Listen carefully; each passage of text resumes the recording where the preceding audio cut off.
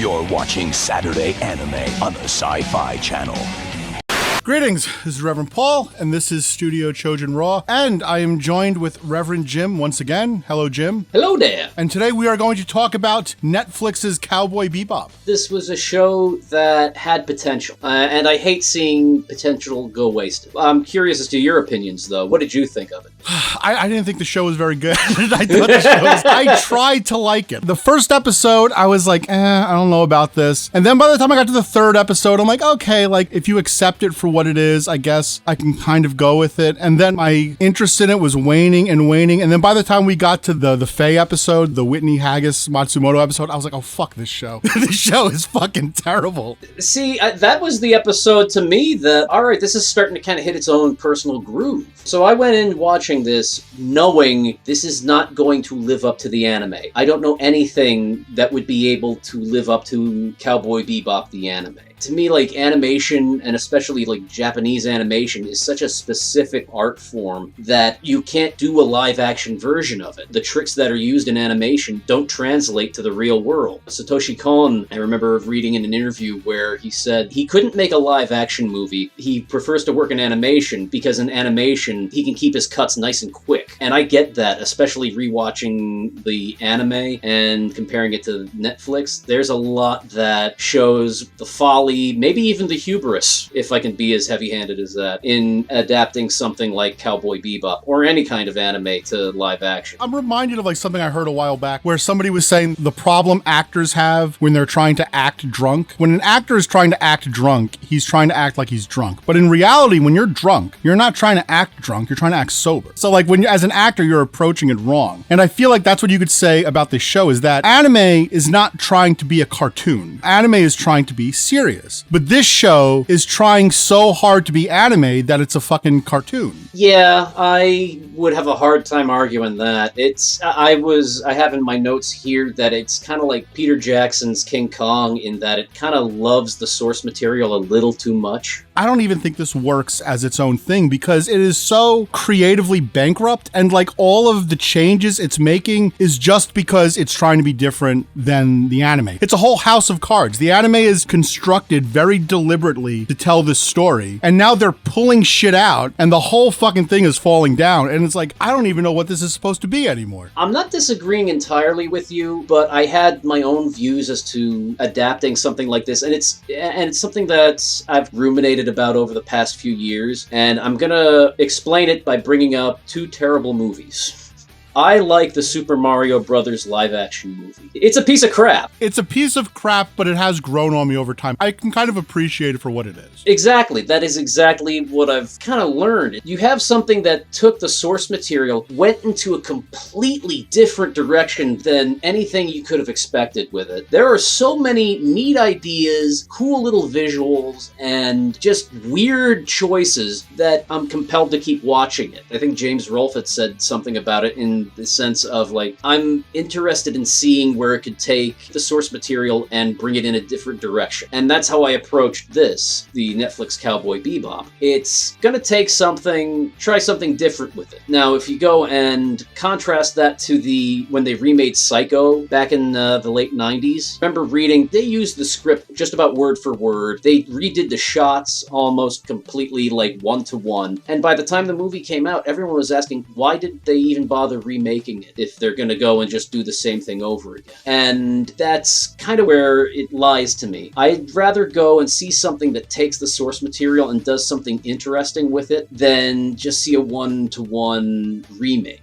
I was afraid that you were going to get a show that was just going to be shouting, hey, do you remember this? Hey, that's Piero LeFou. He's beating up Spike again. And just references like I just keep seeing in every modern movie nowadays. I don't think I wasted my time watching Netflix Bebop. It was a show that wasn't terrible. I didn't hate it. It wasn't fantastic. It was okay. I think there's potential in there for a good show. And I think a lot of that comes from the strength of the actors. John Cho as Spike is so remarkably good to me. I think Mustafa Shakir as Jet Black, that's right up there with, probably overblown, but I'll say it, like, that's almost as like up there with like Christopher Reeve as Superman, where it's like, okay, I didn't think it would get this good. It's such a difficult thing, and he fit Jet Black like a glove. The one that really seemed to bother people, it was more out of the wardrobe. You had Daniela Pineda as Faye Valentine. So you have those three actors, and they've pretty much nailed the characters, I think, in one way or another. There's still some differences. The first conversation they had between Jet and Spike just ends with Jet telling Spike, just shut up and eat your peppers. It felt like the characters to me. It felt like these are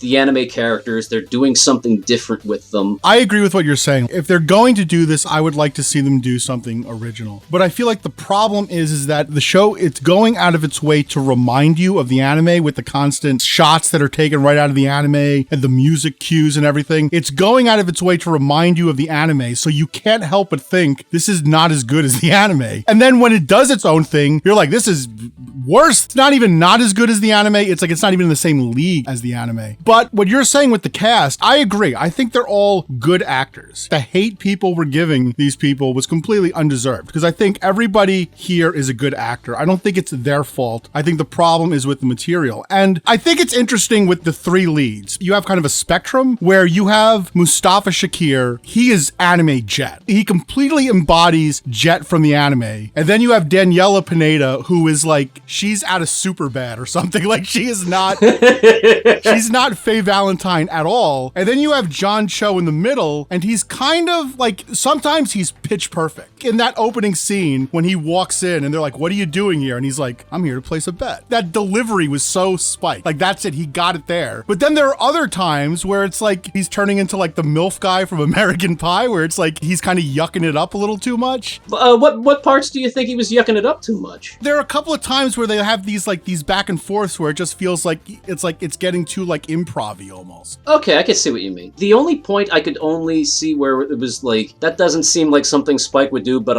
I have to admit I found it funny, was when they had the obligatory Spike and Jet are bickering on a bus about something, and a woman thinks that Spike and Jet are a married couple. And Spike says to the woman, we drive each other crazy, but I just can't leave him. And this big shit-eating grin on his face. John Cho delivers that so well, but at the same time, I will say that's one of the few moments where I thought, like, it's not quite Spike to me. I think anime Spike, while he'd kind of roll with it, I think at the same time, he and Jet would be a bit more like, what?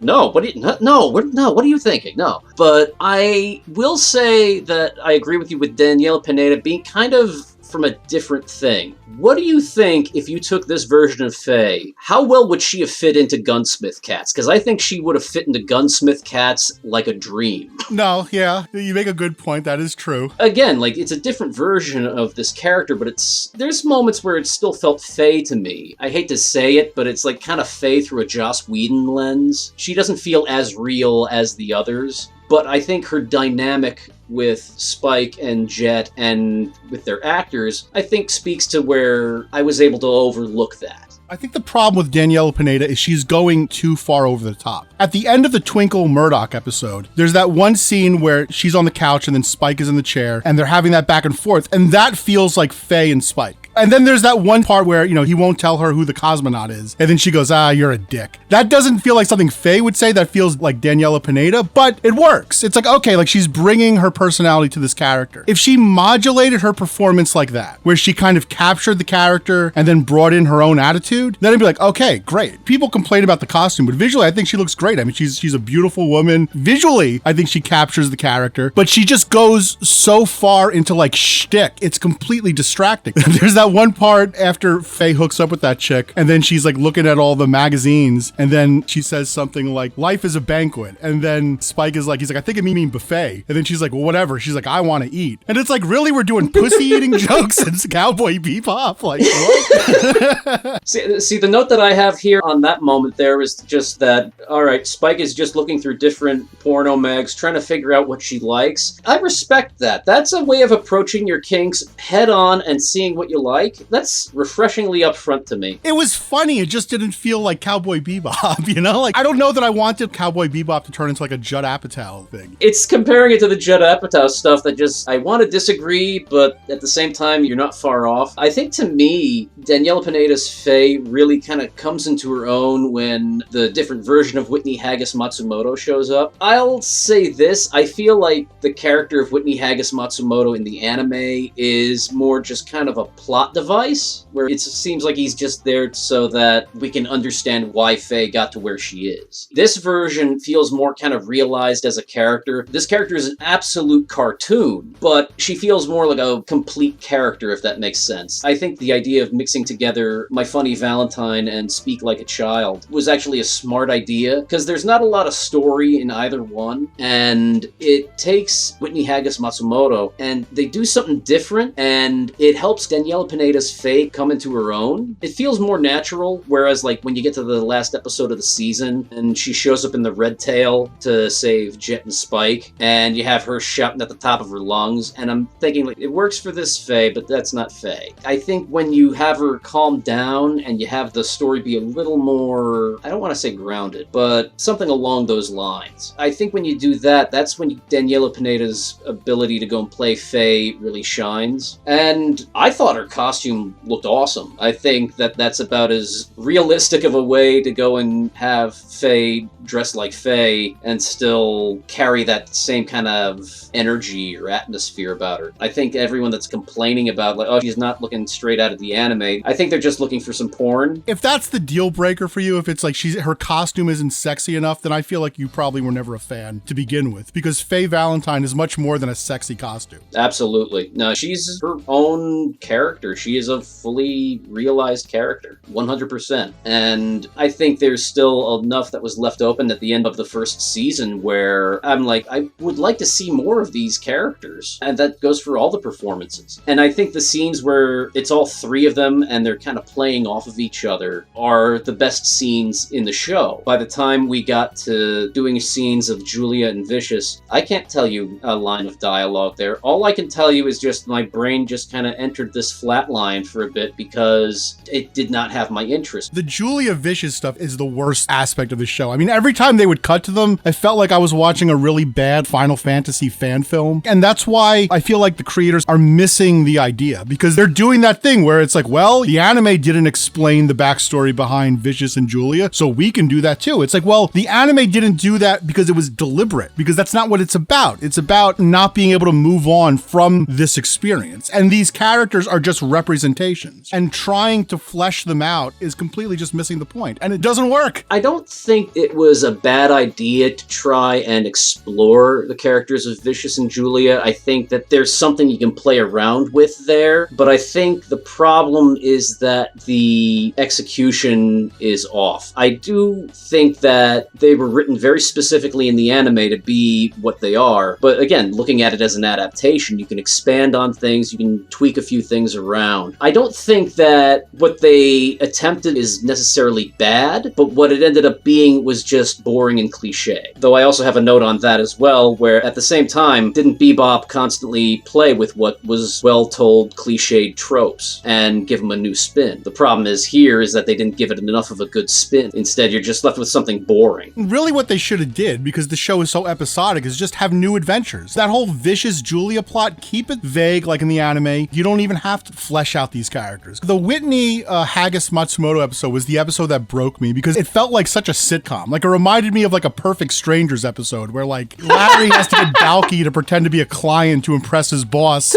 but Balky will only do it if Larry will go to the corn convention with them. The whole thing with the double entendres, it was like Perfect Strangers episode written by Amy Schumer. It was just so disconnected from like anything that was Cowboy Bebop. And the show, it's so obvious when Faye is watching the tape of herself, keeps cutting to Jet and Spike's reaction, like, you know, oh man, Faye is really affected by this. In the anime, all we saw was Faye's face and all we saw was the video. And we put it all together. We didn't need the other actors elbowing us going, hey, this is important. I feel like the show does that the entire time. It's constantly spelling things out for you. Like, that's why Spike's name is Fearless when he's in the Syndicate, because in the anime, he says he doesn't fear death. So it's like, well, we have to let everybody know that, so we're going to call him Fearless. I hated that. I thought that was so fucking on the nose stupid. I think it would have been better if Spike, in his Syndicate days, he never had a name. If they could find a way to be clever and never mention his name, I think that would have worked. It would have been a little more intriguing, I think. Also need to just say right now, see a space Balky is now going to be my my going away phrase for everyone.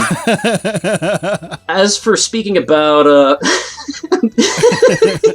I'm just still laughing over See a Space Balky. Storytelling and kind of beating you over the head with it. That's one of the things that I noticed, and I completely agree with you, is that there's subtlety in the anime. There is no subtlety in the Netflix show. And I think that's more kind of a modern, and I'll go and say more of a modern American storytelling method. And it's one of the things that I've really noticed as I went on watching these episodes. One of the other things I noticed is just how much more the Spike, Jet, and Faye express care for each other. In the anime, you would think they don't like each other at all, but what it is, they'll express their concern and care for each other in subtle ways. Here it's a lot more upfront, and that's where I feel it's a lot more kind of Hollywood, spell it out for you. I don't think it's necessarily a bad thing in that case, at least as far as the characters showing they care for each other, but at the same time, there's no subtlety. It leads to some sweet moments, I think. The fact that you have Spike and Jet get a birthday cake for Faye, alright, a little, I don't see them doing that in the anime. I could never see them doing that. However, I could see them going out bowling. I'll say that right now. What would happen in the anime is they would go out bowling and Faye would be like, you guys should get me a birthday cake. And they'd be like, oh, we ain't gonna do that. Exactly. No, that's perfect. That's 100% perfect there. I'd love to, and then Faye gets pissed off. Why won't you buy me a birthday cake? And she's like, this is my birthday. Don't you understand? Oh, God. That's stuff I would have loved to have seen. The other thing, too, is, and this is, again, talking more about, like, the storytelling methods. There's a French film I saw a couple of months ago called Titane. And in Titane, you meet this woman. She gets into a car accident as a little kid, and she has a titanium plate put into her skull. You fast forward about 20 years, she's a model at a car show, and then one night, she fucks her car, and she gets pregnant from her car. That's so ridiculous. I'll just say this, they had me 100% at she's lactating motor oil. Oh my God. Oh yeah, no, it's not exactly your typical kind of movie. And you discover that this woman is, besides the fact that she fucks her car, she's also a serial killer. And at one point, very early on in the movie, a rather stalkery kind of fan follows her to her car, tries to talk to her, then reaches in to try and kiss her. She pulls out like this really long, 10-inch long hairpin she keeps in there and jabs it in his ear so deep he's foaming at the mouth and twitching on the ground. She just picks him up, puts him in the back seat of her car, drives off, and buries him. You find out that later on, like a few weeks later, she's hanging around with people you think are her friends. Oh, she kills them and burns the house down. Then the main plot kicks in where she disguises herself as the son of this fire department chief. The fire department chief is just a very sad, very damaged individual. Once you reach the ending, this woman hasn't changed. What she is doing, she is still a murderer. She is still despicable, in my opinion. She's still taking advantage of a very sad man's mercy and imposing upon him while he thinks everything's hunky-dory. And if you were to try and suggest Hollywood make that, the first thing I would hear them say probably is that she can't be a serial killer. Let's make her like a hooker with a heart of gold kind of character. She has to have some redeeming value. Exactly. There is no redeeming value in Titane. The main character, there's nothing redeemable about her. By the time you reach the movie, she's not redeemed herself. She's done nothing to redeem herself. She's made no actions to where she feels bad. If Hollywood did that, they think you're nuts. And I think that speaks to just how stupid they think audiences are. Like you said, they would have tried to give her a redemption arc. You know, she learns to appreciate life, something like that. And it would be so sappy and gooey and just the fucking worst. And I think that's the problem with Netflix Bebop, is that instead of having those subtle moments where you think the crew of the Bebop don't really like each other that much, but they have these little subtle moments of caring, they can't have that. They have to have them out and out say, welcome to the Bebop. We got you a birthday cake. And I think that in losing that, you lose some of the beauty that went into Bebop. It works with subtlety so well. Meanwhile, this live-action version is about as sharp as a sledgehammer. There's a lot of problems with it, but the biggest problem is that it is super obvious. Even that whole idea of giving Jet a family. I liked that idea. I actually thought that was a neat little wrinkle to give him. I think him having a daughter, I thought was a really neat idea, and you could go to really cool places with it. It does flesh him out a little bit more, but then it occurred to me, the whole reason his family exists is so it'll explain why Ed becomes his new surrogate daughter. That's the whole point of it. He's estranged from his daughter, so now Ed is his surrogate daughter. I never thought of it like that. That's a good point. Mainly because I guess also because Ed wasn't there all that much. I laugh actually because when it came to Jet's daughter in the season finale when Vicious and the Syndicate kidnap her, did you think when they kidnap Murtaugh's kid and they have to save her in Lethal Weapon 1? A lot of it is 80s cop movie. They have the one scene where all the people cutting the drugs are naked and shit. That was the weirdest effing thing to me. I still look at that scene, I'm just like, what? Well, I guess they wouldn't steal then when they're standing there naked. Sure, why not? I remember seeing that in like low-budget 90s made-for-video action movies. It's totally Showtime, late night, tits and ass, and a little bit of gunplay movie. And even going back to what you're saying about Lethal Weapon, they do the scene, the fucking Lethal Weapon 3 scene where they're comparing their injuries.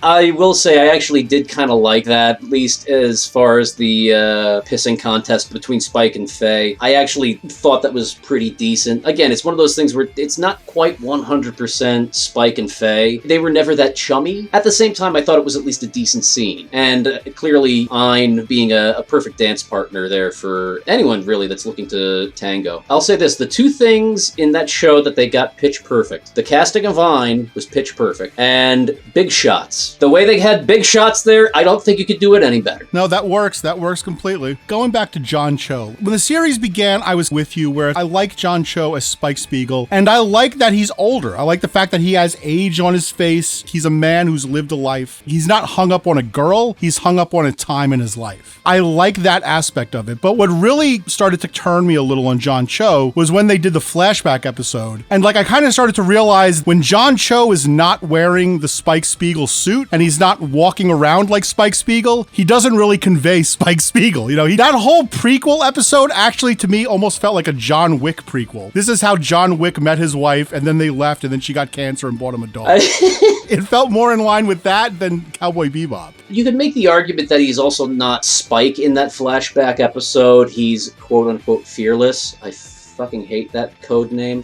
But I think him not acting like Spike, at least in the flashback, has a little bit of logic to it there. In contrast, the guy who plays Jet, he's Jet. So even when you put him in situations that are not Jet, like sitting at his daughter's recital, he still embodies Jet. This feels like Jet at his daughter's recital. It's one of those things where I watch it, it's so stupid that he's dancing while Spike's fighting in the background, but I ended up enjoying that part in spite of myself.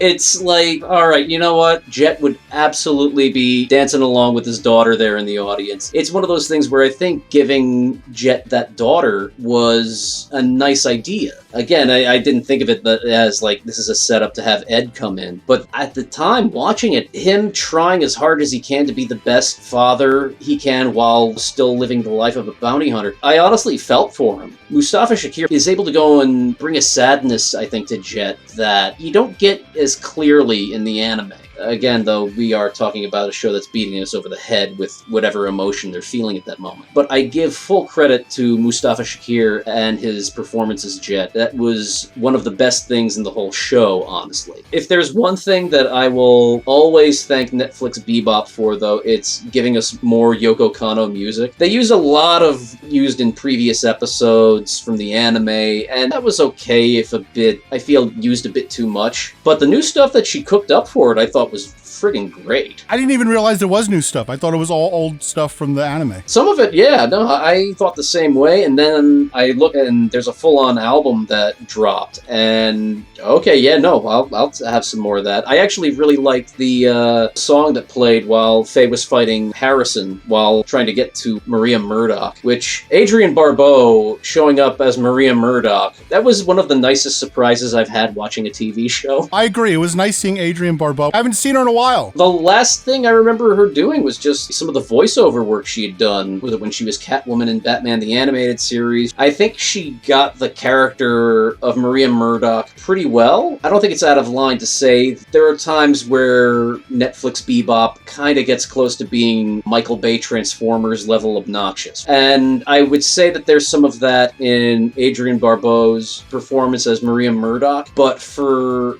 what it's worth, I think it fit that version of the character. What did you think of Murdoch's terrorists turning people into trees instead of monkeys? It's like a Troll 2 bomb. They turn everybody into trees. I can't seem to decide whether I prefer that they turn them into trees or apes. I think both have some really good points. I do appreciate that. I think the body horror for that was done pretty well. And even when like Faye has to reach into one of the nooks and crannies, I'll admit, like, it made my skin crawl. There was some stuff in there that worked really well. And it's one of those things that, again, it's not quite Bebop, but it gets there. I think you could say that with the body horror, and I think with how graphic the violence could get. I think the action sequences in the show are like its strongest part. And I will say John Cho, he is Spike Spiegel in those action sequences. When he's doing the hand-to-hand shit, I completely buy him as Spike. In the first scene of the first episode, when Spike is just giving those short punches to the guy's chest, I got very alarming memories of the made-for-Showtime live-action Fist of the North Star.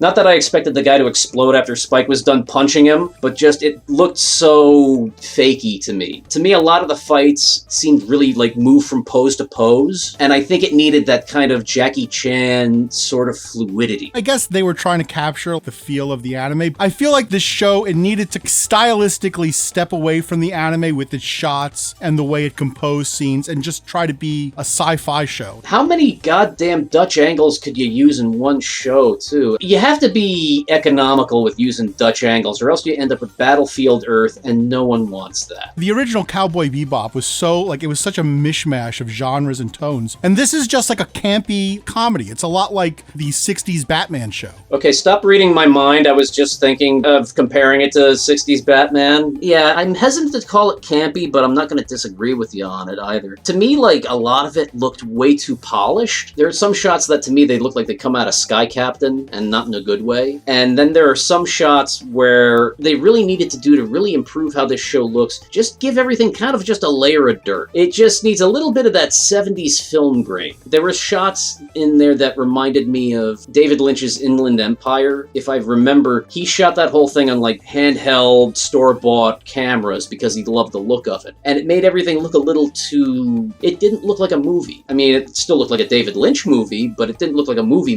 if that makes sense. The whole like Mad Perot episode, it was so green screeny. It was a guy standing in front of a green screen. Like, it just looked so cheap. Right? No, I had the same thing when I wrote down the notes for between that and Piero LeFou, where I'd mentioned in my notes, the anime makes this park look so fucking grand. It looks enormous. It looks imposing. It reminded me of Batman Mask of the Phantasm. I was gonna say, it reminded me of Batman the Animated Series. Yeah, no, you can see where those influences really stuck. It works so well. It's why animation is such an underrated art form for getting these amazing shots and making everything look the way you want it to look. You're not going to be able to go and get something to look like the park at the end of Piero LeFou and have it look like that at the end of, live action Bebop. Yeah, it's not very good. I didn't hate it. I didn't think it was terrible. I didn't think it was fantastic. I thought it was okay. It's like a remix. You have to look at this as like a live action remix of Cowboy Bebop. Looking at it that way, you might get more out of it. Exactly. There's some merit in there. There's something you'll enjoy. It may not always be the best, but yeah, 100%. So with that said, this is Reverend Paul for Reverend Jim saying until we meet again.